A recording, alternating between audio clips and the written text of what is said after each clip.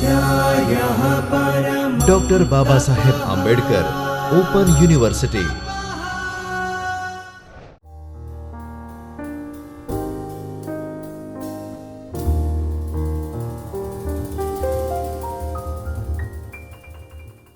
નમસ્કાર વિદ્યાર્થી મિત્રો, ડૉક્ટર બાબા સાહેબ આંબેડકર ઓપન યુનિવર્સિટીના જ્યોતિર્મય પરિસરના ચૈતન્ય સ્ટુડિયોમાંથી હું ગુજરાતી વિષયના આસિસ્ટન્ટ પ્રોફેસર ડૉક્ટર જીતલ રાઠોડ આપને આવકારું છું.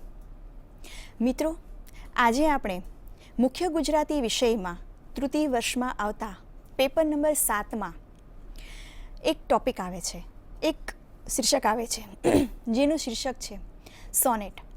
તો એ સોનેટમાં આપણે કવિ શ્રી બકર ઠાકોરનું ઉત્તમ સોનેટ જૂનું પિયર ઘર એનો આપણે અભ્યાસ કરીશું. મિત્રો, આ ગુજરાતી ભાષાનું પ્રથમ સોનેટ છે અને બકર ઠાકોર પણ ગુજરાતી ભાષાના પ્રથમ સોનેટકાર છે. બકર ઠાકોરનું આ ઉત્તમ એવું સોનેટ જૂનું પિયર ઘર, જેનો આજે આપણે વિગતથી અભ્યાસ કરીશું. મિત્રો, આ એક સોનેટનો કાવ્ય પ્રકાર છે જે મંદાક્રાંતા છંદમાં આલેખાયું છે. આ સોનેટ એ ગુજરાતી ભાષાના ઉત્તમ સોનેટકાર એ બકર ઠાકોરે રચેલું છે. આ સોનેટનો આપણે અભ્યાસ કરીએ તે પૂર્વે મિત્રો આપણે સોનેટના સ્વરૂપ અને સર્જક પરિચય પણ ટૂંકમાં મેળવી લઈએ. મિત્રો, આપણે જાણીએ છીએ કે ગુજરાતી ભાષાના બધા જ સાહિત્ય સ્વરૂપો એ રૂપાંતરિત સ્વરૂપો છે, એટલે કે ગુજરાતીમાંથી પશ્ચિમમાંથી રૂપાંતરિત થઈને ગુજરાતીમાં અવતરણ પામ્યા છે, જેમાં સોનેટ પણ ઇટાલીમાંથી રૂપાંતરિત થઈને આવ્યું છે. તો મિત્રો, આજે આપણે ગુજરાતી ભાષાનું ઉત્તમ સોનેટ જૂનું પિયર ઘર કે જેનો આપણે રસ દર્શન કરીશું. આ સોનેટ એ બકર ઠાકોર રચિત એ સોનેટ છે. મિત્રો, ગુજરાતી સાહિત્યમાં સૌ પ્રથમ સોનેટનું સ્વરૂપ એ આ બકર ઠાકોર લઈને આવે છે, જેમણે ભણકારા નામે એક સંગ્રહ આપ્યો છે અને આ ભણકારામાં આ સોનેટ સંગ્રહિત છે. તો ચાલો આપણે મિત્રો એનો અભ્યાસ કરીએ. એ પૂર્વે આપણે કાવ્યના ઉદ્દેશો પણ જોઈ લઈએ. કાવ્યના ઉદ્દેશો છે મિત્રો, આ કાવ્યના અભ્યાસ દ્વારા તમે સોનેટ સાહિત્ય સ્વરૂપ વિશે વિગતથી જાણી શકશો. વિષયની દૃષ્ટિએ આપણે કાવ્યનો ભાવ અને ઉર્મિલતા વિશે પણ તમે ગાઢ અભ્યાસ કરી શકશો, એનો ઊંડો અભ્યાસ જાણી શકશો. કવિનું કવિત્વ અને બીજા સોનેટમાં આવતા ભાવ વિશે પણ ગહન અભ્યાસ કરી શકશો. કાવ્યમાં કાવ્યના છંદોલય વિશે પણ તમે જાણી શકશો. થોડીક સ્પીડ વધારો ને. કાવ્યમાં સમય અનુસંધાને વિષય વૈવિધ્ય અને ભાષા પરત્વે અભ્યાસ જાણી શકશો. તો હવે મિત્રો આપણે જૂનું પિયર ઘર એ સોનેટનો અભ્યાસ કરીએ. આ સોનેટ છે એટલે એ પૂર્વે સોનેટ એ સાહિત્ય પ્રકાર છે, તો તેની આપણે ટૂંકમાં સમજૂતી મેળવી લઈએ. મિત્રો, સોનેટ સ્વરૂપની ઉત્પત્તિ અને સંજ્ઞા વિશે આપણે સમજૂતી જોઈએ. સોનેટ એ ઉર્મી કાવ્યનો એક એવો કાવ્ય પ્રકાર છે કે જેની ઉત્પત્તિ ઇટાલીમાં 13મી સદીમાં થઈ ચૂકી હતી. સોનેટ શબ્દ એ મૂળમાં ઇટાલિયન શબ્દ શૂનો ઉપરથી ઉતરી આવેલો એવો શબ્દ છે, જેનો અર્થ અવાજ એવો થાય છે. લેટિન શબ્દ શૂનોનો અર્થ અવાજ એવો પણ થાય છે. આ સ્વરૂપની ચર્ચા અને એનું બંધારણ ઇટાલીના પ્રખ્યાત કવિ ગ્વિતોનીના હાથે તો ઘડાઈ જ ગયું હતું. આમ છતાં ઘણા વિદ્વાનોની વ્યાખ્યા જોઈએ તો પ્રાચીન માન્યતા મુજબ એક એવો અર્થ પણ થાય છે કે સિસિલીમાં દ્રાક્ષની વાડીઓમાં કામ કરતા સોમેલી નામનો એક લઘુ પ્રકારનો એક કાવ્ય પ્રકાર કે જે લોકગીત રૂપે ગવાતો, એમાંથી સોનેટનો ઉદ્ભવ થયો હશે એવી માન્યતા છે. પ્રોવેન્સ પ્રાંતમાં એક માન્યતા જોઈએ તો ત્યાં ઘેટાના ગળે જે ઘંટીઓ બંધાતી અને તેમાં ઝીણો મધુર ધ્વનિ એ રણકતો, અને એ પરથી ફ્રેન્ચ ભાષામાં સોનેટ એવો શબ્દ ઉતરી આવ્યો છે. આ પરથી કહી શકાય કે સોનેટનો અર્થ સૂર અથવા નાદ એમ થતો હશે. થોડીક સ્પીડ વધારો ને. સોનેટ શબ્દના મૂળમાં અનેક અર્થો રહેલા છે. સર આર્થર કવિ અંગ્રેજીમાં સોનેટ વિશે કહે છે કે સોનેટનો ઉદ્ભવ વાદ્ય વગાડવું એમ થાય છે. સોનેટનો વિકાસ તો બ્રિટાનિકા અને એન્સાઇક્લોપીડિયા માટે એ સ્વીકાર્ય બન્યું હતું. આમ જુદા જુદા વિદ્વાનોએ સોનેટની વ્યાખ્યા આપવાનો પ્રયત્ન કરેલો. કાલાનુક્રમે સોનેટ આ રીતે ઘડાયું હશે અને વિકસ્યું હશે. તો મિત્રો, આપણે તેની હવે વ્યાખ્યા જોઈએ. સોનેટની વ્યાખ્યા.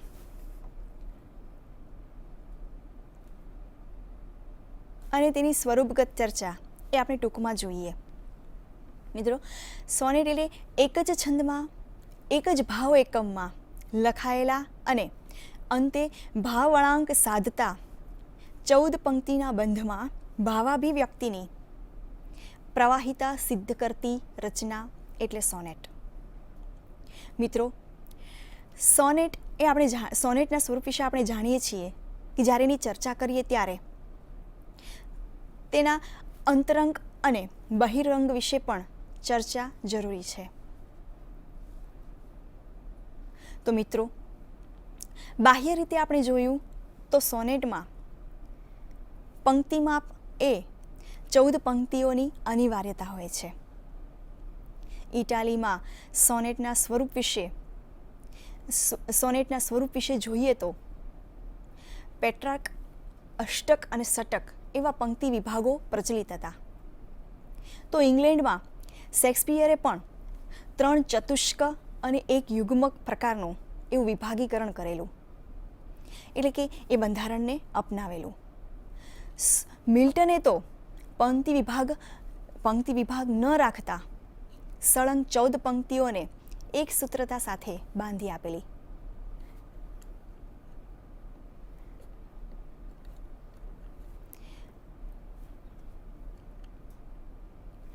આ ઉપરાંત જોઈએ તો સોનેટમાં ભાવવળાંક સાધતા એનું સ્વરૂપની દૃષ્ટિએ એમાં રહેલું આકર્ષણ અને એમાં રહેલી ઉર્મિલતા, આ ઉર્મિને કારણે જ એમાં વધુ આપણને આકર્ષણ જોઈ શકાય છે. સોનેટમાં આપણે કવિની અંગત અનુભૂતિઓ પણ પ્રગટ થતી જોઈ શકીએ છીએ. આંતરિક ચેતનાનો વિસ્તાર પણ જણાય છે. સોનેટના બંધારણમાં મિત્રો જોઈએ તો કાવ્ય વસ્તુ, કથયિતવ્ય, એનું કવિનું સંવેદન, આરોહ અવરોહ, અભિવ્યક્તિ, લાઘવનું તત્વ એ વિશેષ જણાય છે. 14 પંક્તિ સાથે એમાં પ્રાસ, ઉર્મિલતા, ચિંતનનો મરોડ અને કાવ્યાંતે ચોટ એ સોનેટના આવશ્યક લક્ષણો ગણાવી શકાય. સોનેટમાં ચિંતન મનન સાથે વિચારધારા અને કલા સભાનતાની દ્રષ્ટિથી જ એનું નિર્માણ થયું છે. આ ઉપરાંત સોનેટમાં અલંકાર, કલ્પન, પ્રતીક એ સહેતુક રીતે કવિ એનો ઉપયોગ લેતો હોય છે. એ કાવ્ય પ્રયુક્તિ તરીકે પ્રયોજાય છે. પશ્ચિમી વિચારધારાના માધ્યમથી નહીં, પણ અર્વાચીન ગુજરાતી સાહિત્યમાં એક અંગત ભાવોર્મીને અભિવ્યક્ત કરવા સોનેટ એ રૂપાંતરિત થઈને આવ્યું છે, જેમાં ઉર્મી, લાઘવ અને સૌંદર્યલક્ષિતા સાથે એનું સ્વરૂપ રચાયું છે. તો હવે મિત્રો, આપણે જૂનું પિયર ઘરના સર્જક કવિ સોનેટકાર એવા બકર ઠાકોરનો ટૂંકમાં પરિચય મેળવીએ. પંડિત યુગના શ્રેષ્ઠ એવા કવિ ગુજરાતી સાહિત્યના બળવંતરાય ઠાકોર કે જે સેહની ઉપનામથી ઓળખાય છે. આ કવિ ગુજરાતી ભાષાના પ્રથમ સોનેટકાર હતા, જેમનો જન્મ 23 ઓક્ટોબર 1869ના રોજ ગુજરાત રાજ્યના ભરૂચ જિલ્લામાં થયેલો. તેઓએ ઈસવીસન 1883માં મેટ્રિકની પરીક્ષા પાસ કરી હતી. ઈસવીસન 1889માં તેમણે ઇતિહાસ અને અર્થશાસ્ત્ર જેવા વિષયો સાથે સ્નાતકની પદવી પણ પ્રાપ્ત કરેલી. તેમણે 1891માં પૂના ડેક્કન કોલેજમાં MA અભ્યાસ કરેલો. આ ઉપરાંત ઈસવીસન 1892માં તેમણે દક્ષિણા ફેલો તરીકે પણ તે નિમાયા હતા. તો 1893માં તેઓ MA થયા વગર જ એમણે કોલેજ છોડી દીધી. એ સમયગાળા દરમિયાન ઈસવીસન 1895માં કરાચીની DJ સિંઘ આર્ટ્સ કોલેજમાં ઇતિહાસ, તર્કશાસ્ત્ર અને નૈતિક તત્વજ્ઞાન એટલે કે જેને મોરલ ફિલોસોફી તરીકે ઓળખવામાં આવે છે, એમના કામચલાઉ અધ્યાપક તરીકે તેમણે કારભાર સંભાળેલો. ત્યારબાદ બરોડાની કોલેજમાં તેમણે અંગ્રેજી સાહિત્ય, તર્કશાસ્ત્ર અને તત્વજ્ઞાનના કામચલાઉ અધ્યાપક તરીકે પણ કાર્ય કર્યું. એ જ વર્ષે અજમેરની સરકારી કોલેજમાં ઇતિહાસ અને તત્વજ્ઞાનના અધ્યાપક તરીકે તેઓ રહી ચૂક્યા. ઈસવીસન 1899માં પૂનાની ડેક્કન કોલેજમાં કામચલાઉ પ્રાધ્યાપક પદે તેમની નિવૃત્તિ થઈ. ઈસવીસન 1902માં પુનઃ અજમેરમાં અધ્યાપક તરીકે અને ઉપાચાર્ય તરીકે તેમણે સેવાઓ આપી ને ઈસવીસન 1914માં પૂનાની ડેક્કન કોલેજમાં ફરી પાછા કાયમી અધ્યાપક તરીકે તેઓ નિયુક્ત થયા. આમ ઈસવીસન 1924માં તેઓ નિવૃત્ત થયા. પરંતુ ઈસવીસન 1927 સુધી તેઓ પૂનામાં જ રહેલા. ઈસવીસન 1928થી 1937 સુધી વડોદરા અને 1937 સુધી વડોદરા અને આયુષ્યના અંત સુધી તેઓ મુંબઈ આવીને સ્થાયી થયા. ત્યાં 2 જાન્યુઆરી 1952ના રોજ તેમનું અવસાન થયેલું. નજીકના મિત્ર વર્તુળમાં આ બકર ઠાકોર એ બલુકાકા તરીકે ઓળખાતા હતા. તો મિત્રો, હવે આપણે આ કવિનું સાહિત્ય સર્જન વિશે માહિતી મેળવીએ. એમની મુખ્ય રચનાઓમાં ગણીએ તો ભણકાર અને નિરુત્તમા એ 2 કાવ્ય સંગ્રહો તેમની પાસેથી પ્રાપ્ત થાય છે. આ ઉપરાંત કવિતા શિક્ષણ, લિરિક, નવીન કવિતા વિશે વ્યાખ્યાનો, પ્રવેશકો જેવા વિવેચન સંગ્રહો તેમની પાસેથી પ્રાપ્ત થાય છે. તો દર્શન્યું નામે તેમની પાસેથી વાર્તા સંગ્રહ મળે છે. ઉગતી જુવાની અને લગ્નમાં બ્રહ્મચર્ય એવા એમણે નાટ્ય સંગ્રહો આપ્યા. આપણી કવિતા, અખંડ વિદ્યાધર રસ, વિક્રમચરિત રાસ, કાંતમાળા એ નામે તેમણે સંપાદન કરેલું. અંબાલાલ દેસાઈના નામે એમણે જીવનચરિત્ર પણ આપેલું. તો 75મે વર્ષે નામક એમણે ચરિત્ર સાહિત્ય આપ્યું અને દિનકી નામક તેમણે ડાયરી પણ આપી. અને અભિજ્ઞાન શાકુંતલ, માલવિકાગ્નિ મિત્રમ, ગોપી હૃદય, વિક્રમો વર્ષીયમ, સોવિયેટ, નવજુવાની વગેરે જેવા તેમણે એવા શ્રેષ્ઠ અનુવાદો પણ કરેલા, જે ગુજરાતી ભાષામાં આપણને પ્રાપ્ત થાય છે. તેમને અંગ્રેજ સરકાર તરફથી દિવાન બહાદુર નામનો ખિતાબ પણ મળેલો. કવિના આ ભણકાર ધારાની પહેલી ધારા, ભણકાર ધારાની બીજી ધારા, મહારા સોનેટ, આ 3 કાવ્ય સંગ્રહોએ એ પછીથી એમની બધી જ રચનાઓ એ બધાને સમાવેશ કરતી ભણકાર નામે એક કાવ્ય ગ્રંથ એમાં આપણે એમની પાસેથી મળે છે. તો એમના કાવ્યની અંદર વિષય વસ્તુના સંદર્ભમાં 7 યુગ્મોમાં એમના કાવ્યો વિભાજિત થયેલા જોઈ શકાય છે, જેમાં આત્મલક્ષી અને પરલક્ષી એ બંને પ્રકારના કાવ્યો આપણને મળે છે. અંગત સ્વાનુભવના કાવ્યોમાં મુખ્યત્વે બકર ઠાકોરે પ્રેમ, મૈત્રી, વાર્ધક્ય અને મૃત્યુ વિષયક કાવ્યો આપ્યા છે. તો પરલક્ષી સર્વાનુભાવના કાવ્યોમાં મુખ્યત્વે તેમણે સમાજ, રાજ્ય, ઇતિહાસ, પ્રકૃતિ અને પરમેશ્વર એવા વિષયના કાવ્યો આપ્યા છે. એમના ઉર્મી કાવ્યો મુખ્યત્વે ચિંતનોર્મી કાવ્યો રૂપે જ આલેખાયા છે. એટલે એ કાવ્યો આત્મલક્ષી હોવા છતાં પરલક્ષી ગણાય છે. એમની પાસેથી આપણને ભણકારા અને મહારા સોનેટ એ 2 સંગ્રહો પ્રાપ્ત થાય. તો તેની અંદર આપણે જોઈએ તો મિત્રો, પ્રેમનો દિવસ, વધામણી, મોગરો, જૂનું પિયર ઘર, દર્શન, વર્ષાની એક સુંદર સાંજ, વિરહ વગેરે જેવા ઉત્તમ સોનેટો મળે છે. ગુજરાતી કવિતામાં અર્થઘન વિચાર પ્રધાન કવિતાના પુરસ્કર્તા એ આ બક ઠાકોર એ બની રહ્યા. એમની અગેયતા, પ્રવાહી પંક્તિ રચના અને પૃથ્વીછંદનો પ્રયોગ તો સોનેટ ક્ષેત્રે આપણને નવ પ્રસ્થાન લાવનાર દર્શાવાય છે. એટલે જ આ સર્જક એ બહોળી પ્રતિષ્ઠા એ ગુજરાતી સાહિત્યમાં ધરાવે છે.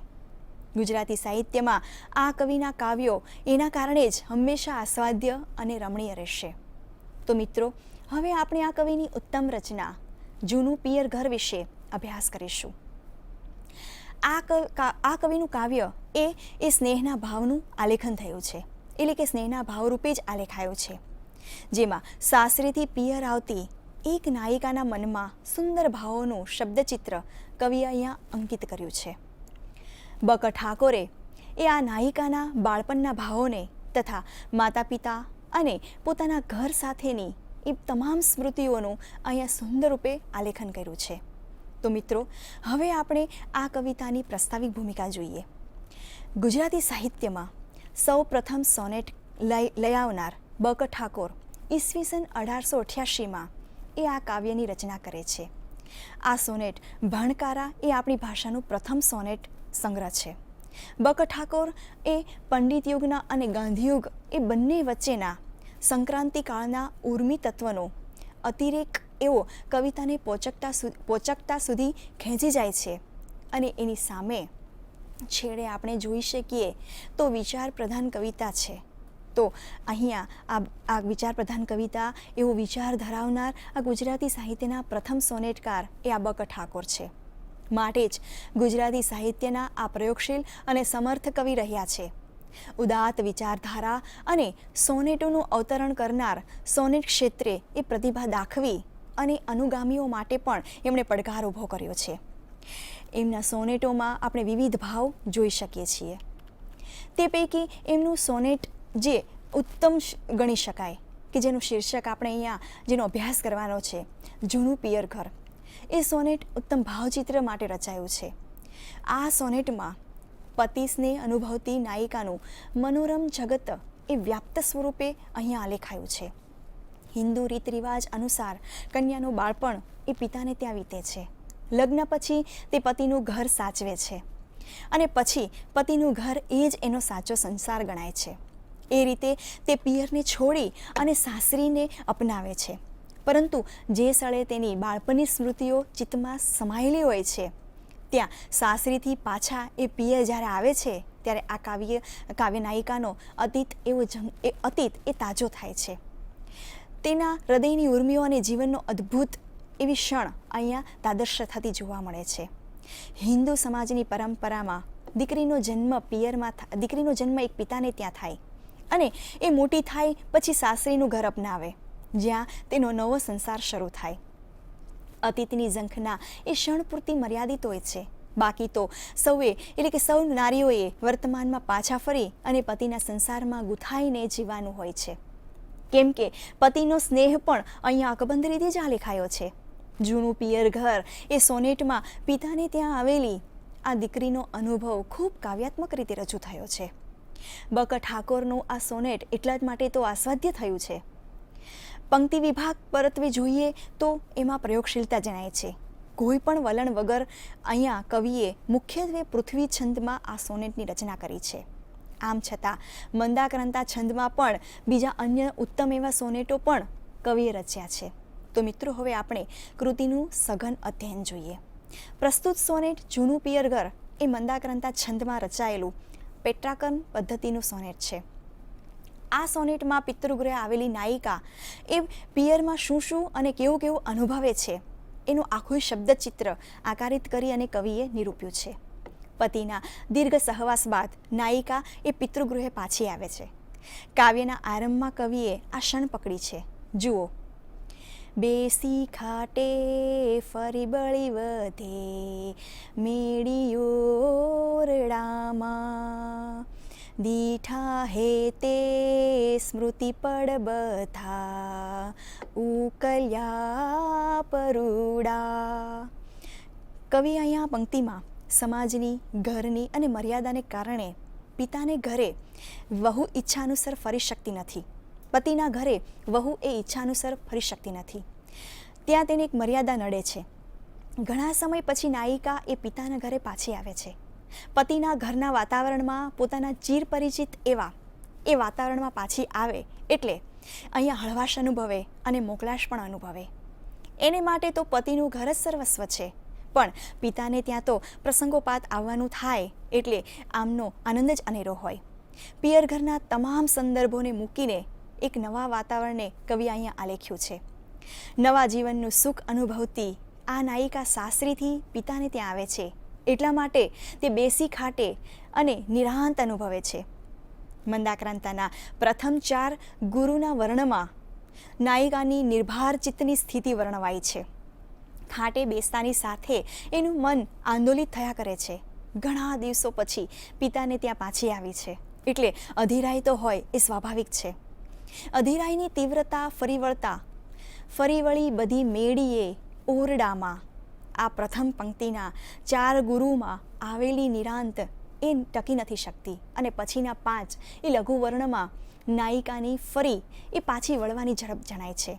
નાયિકાની આ ઝડપમાં અનુભૂત એવા સમયને જીવવાનો અને એને જોવાની તીવ્રતા એ અધીરાઈ રૂપે જોઈ શકાય છે. ઘરના જુદા જુદા સ્થળોમાં એ ફરી વળે છે, મેળી ઉપર પણ જઈ આવે છે અને આખા એ ઓરડામાં એ પોતાની નજર ઠેરવે છે. ઓરડાની સાથે સાથે જ એની સાથે જોડાયેલા તમામ સંસ્મરણો અહીંયા તાજા થાય છે. ઓરડામાં એ શબ્દમાં નાયિકાનું મન એ સ્થિર થઈ જાય છે, કારણ કે પૂર્વજીવનની એમની જોડાયેલી સ્મૃતિઓ અહીંયા તાજી થાય છે. અહીંયા નાયિકાના મનની એ ઉકેલાતી સ્મૃતિઓના પડને નાયિકા દીઠા હેઠે એવા સ્વરૂપે આત્મીયતાથી જુએ છે. નાયિકાની ચિરપરિચિત અવસ્થાનો અનુભવ એક ભાવક તરીકે આપણે અહીંયા કરે છે. ત્યારબાદની પંક્તિમાં જુઓ, માડી મીઠી સ્મિત મધુરને ભવ્ય મૂર્તિ પિતાજી, દાદી વાંકી રસિક કરતી ગોષ્ઠીથી બાળ રાજી. આ પંક્તિમાં કવિ સંસ્મરણોને વાગોળે છે, એની વિગતો આપે છે. માતા પિતા અને દાદીમાં એ નાયિકાના મનમાં આ ત્રણેયનું એક નિશ્ચિત સ્થાન હોય છે. માની મમતા, એનું મીઠું માધુર્ય અને એનું વાત્સલ્ય અહોભાવ જન્માવનારું અને કરડાક્યું એવું નહીં, પણ સ્મિત મધુર મૂર્તિ એમ જણાય છે. તો પિતાનું વ્યક્તિત્વ જરા જુદા જ રૂપે હોય છે. પિતા એ સર્વસ્વ આ દુનિયાનો આધાર છે એમ દીકરી અનુભવે છે. અને દાદી ને દાદા સાથેની ગોષ્ઠી એટલે કે મીઠી મીઠી ગોષ્ઠી તો દાદી સાથે જ કરી શકાય, એટલે ગોષ્ઠી શબ્દમાં એવી તરબોળ કરી મૂકતા એક ભાવકને દાદીની આ નાયિકામાં દાદીની સ્મૃતિઓ અહીંયા તાજી થતી જોવા મળે છે. બાળપણમાં બાળકોને દાદા અને દાદીઓનો વિશેષ પ્રેમ મળતો હોય છે, કેમ કે દાદા અને દાદી એ બાળકની કાલી બોલીને સમજી અને તેને વહાલ કરતા હોય છે, જે અહીંયા નાયિકા એ પ્રેમને વાગોળે છે અને અનુભવે છે અને પાછી તે એ સ્મૃતિમાં ખોવાઈ જાય છે. એટલે સાસરીથી આવતા નાયિકાને દાદી પ્રત્યે ખૂબ પ્રેમ છે અને વાલથી દાદીને બોલાવે છે અને એને પૂછે છે, કેમ કે નવા સંસારનું સુખ જ એ આપણા સ્વજનોનું સાચું સુખ હોય છે. આથી જ કવિ આગળ જણાવે છે, આગળની પંક્તિઓ સૂચવે છે. જુઓ, સૂના સ્થાનો સજીવન થયા, સાંભળું કંઠ જૂના, આચારો કઈ વિવિધ ઢબના, નેત્ર ઠારે સહુના. નિશ્ચિત સ્થાનો નિરખવાથી આપણે પાછા સજીવન થઈએ છીએ. આ સ્થાનો એ સજીવન હોવાનો એક ભ્રમ હોય છે અને એ સ્થાનો આ નાયિકાની આત્મીયતાની તીવ્રતમ સ્થિતિને સૂચવે છે. માટે જ વર્ષો પહેલાં ઉચ્ચારેલા ધ્વનિઓ જે આજે પુનઃ એમને સંભળાઈ રહ્યા છે. સાંભળું કંઠ જૂના, આ શબ્દમાં આ કંઠ તો નાયિકા માટે અજાણ્યા નથી. આ કંઠની સ્મૃતિ એના ચિત્તમાં હજી સુધી સચવાયેલી છે અને એ સ્થાન પણ એની માટે અજાણ્યું નથી. નાયિકાના ચિત્તમાં પડેલી આ સ્મૃતિઓ એ પાછી તાજી થાય છે. આ સ્થાન અહીંયા આલંબન રૂપે આલેખાયું છે. ભૂતકાળનું અહીંયા વર્તમાનમાં થતું રૂપાંતર આપણે જોઈ શકીએ છીએ. આથી કવિ આગળ કહે છે, જુઓ, ભાડું નાના શીશુ સમયના ખટ મીઠા સોબતીઓ જ્યાં ત્યાં આવી વય બદલી સંતાય જાણે પરીઓ તો એ સૌ સ્મૃતિ છબી વિશે વાપી લે ચક્ષુ ઘેરી નાની મોટી બહુરૂપી થતી એક મૂર્તિ અનેરી. નાયિકા અહીં વીતી ગયેલો સમય અને શક્યતાને જોઈ શકે છે. બાળપણની સ્મૃતિ સાથે જોડાયેલા તમામ સ્થાનો, નાના નાના ભાઈ બહેનો, બાળપણમાં સાંભળેલી પરિકથાઓ, આ બધુંય તે સમય બદલાઈ જાય છે. એટલે મોટા થઈએ ત્યારે આપણે બાળપણને જંગતા હોઈએ છીએ. બાલ માનસમાં રહેલી પરીઓની કથા આ નાયિકાને એક સૂચે છે અને કાવ્યાત્મક રીતે કવિએ એ સર્જન રૂપે મૂકી છે. નાયિકાને એ દ્રશ્ય સ્મૃતિઓનો અપાર આનંદ છે અને જરા એમના જીવનમાં આ સ્થિર છે. સ્મૃતિઓની સ્મૃતિ તરીકેની સભાનતા નાયિકાને દુઃખ આપે, પણ એ નાયિકાના ચિત્તનો એક નવો અનુભવ પણ અહીંથી ફૂટે છે, જે શબ્દચિત્ર ખડું થાય છે. આ એક નવો અનુભવ કે જ્યાં ત્યાં આવી એની વય બદલી, એ વય સાથે જોડાયેલો છે. આ મૂર્તિ એ નાયિકાના મનમાં રહેલો એક અનન્વય એવું સૂચવે છે. નાની મોટી એ વિશેષણ રૂપે પણ મૂર્તિનું સ્વરૂપ આ નાયિકામાં આપણે જોઈ શકીએ છીએ. મૂર્તિને એમણે બહુરૂપી કહી છે. અનેરી શબ્દ પણ અહીંયા વિશેષણ છે. નાયિકા લગ્નના આજના દિવસ સુધી સતત પતિના સ્નેહમાં અને સહવાસમાં એકરૂપ બની હતી. અહીં દ્રશ્યથી વિચારીએ તો એવી જામે કલેજે એવું હૃદય એનું ભરે આવે છે.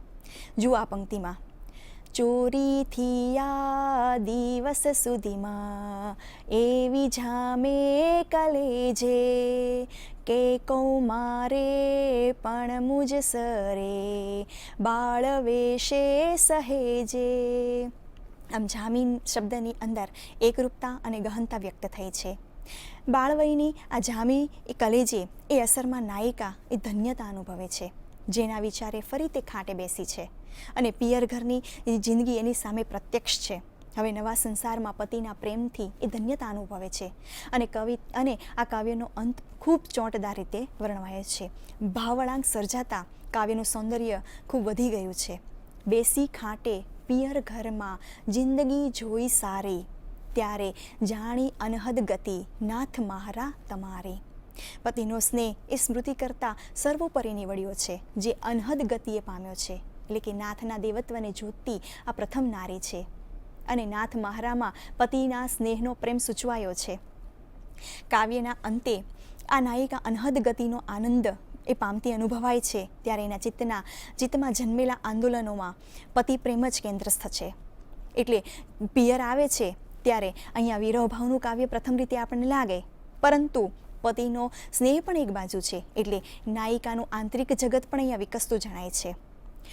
એવા બિંદુએ આપણે પહોંચીએ છીએ કે જ્યારે આપણે આ દાંપત્ય સ્નેહની અને એને ગોચર કરતી એવી સર્જકતા ધરાવતા આ કવિની ખૂબી એ આ અંતમાં વર્ણવાય છે. કાવ્યનું શીર્ષક પણ અહીંયા યથાર્થ રૂપે મૂક્યું છે. કાવ્ય નાયિકા ઘરમાં મૂર્તિ રૂપે અને સ્મૃતિ રૂપે એની સામે કશું જ વિસર્યું નથી અને સ્ત્રીનું સાચું સુખ એનું સાસરું જ છે. એટલા માટે જ આપણે કહી શકીએ કે એક નારી એ બે કુળને તારે છે.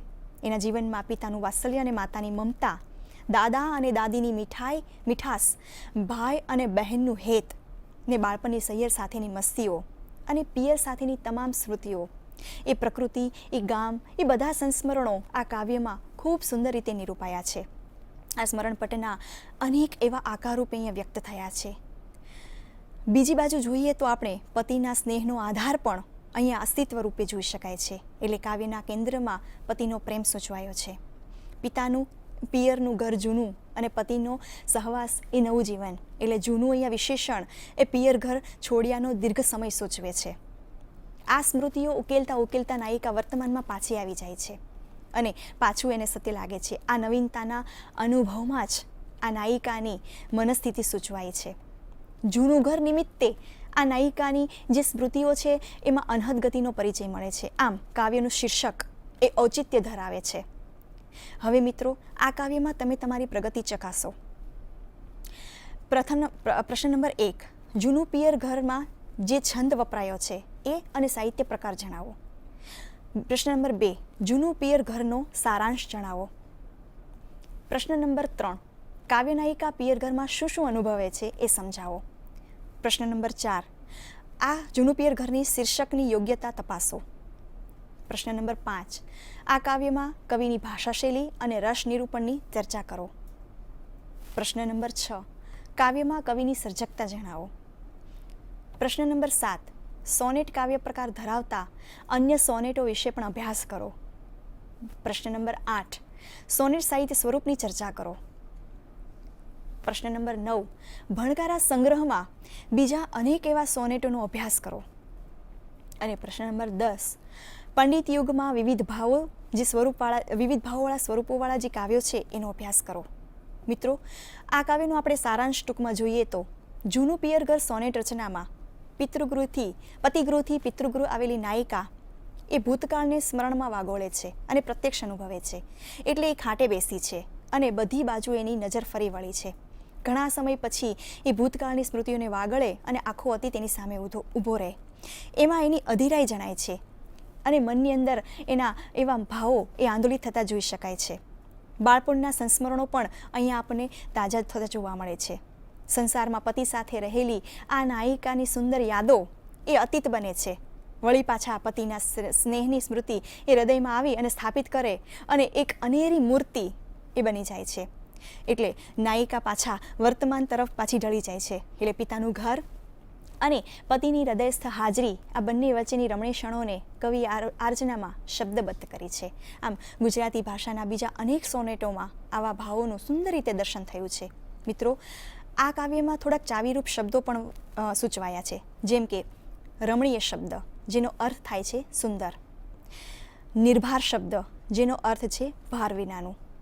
તદરૂપ શબ્દ, જેનો અર્થ છે એકરૂપ. અનહદ શબ્દ, જેનો અર્થ છે હદ વિનાનું.